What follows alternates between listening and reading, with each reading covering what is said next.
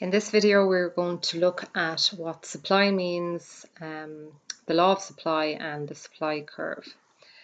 So supply is the quantity of a product that the supplier is willing to sell at a certain price or different prices to the market. So the law of supply states that as the price of goods or services increase, the quantity will increase and vice versa.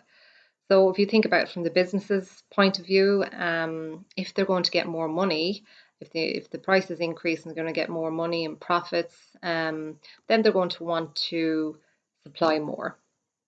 Okay, so again, goods and services, the price increases, the quantity will increase, so they will go together. So an example is if the price of corn increases, farmers will convert their lands to grow corn instead of other crops that they were growing. Another example here, as the camera quality on mobile phones improves, the price of digital cameras decrease. As a result, the supply of digital cameras will decrease because again, these providers are not getting enough money for their cameras. Other factors affecting the supply curve then. We'll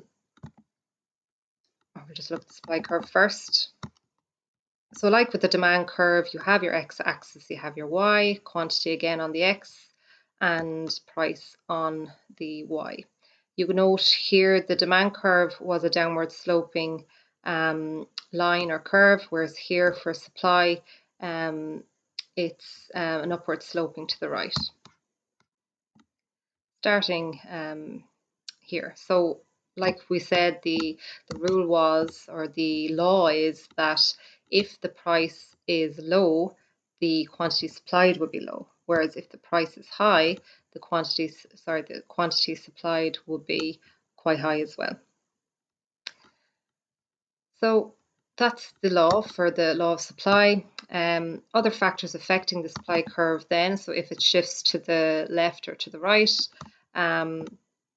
price is very important, obviously, but other factors will be technology. So, for example, agricultural machinery has allowed farmers to increase supply. So, if, for instance, they want to sell more because they're getting a good price, but maybe they can't because they haven't got the machinery, then that's going to slow down supply. But if they have the machinery to do that, they can increase their supply. If the price of oil increases, it will drive the cost of production and reduce the supply of products. So again, if it costs more to produce, they're not going to produce as much. Weather could be a factor. Think about farmers again. If they might want to supply crops, but if there's bad weather, they won't be able to produce it.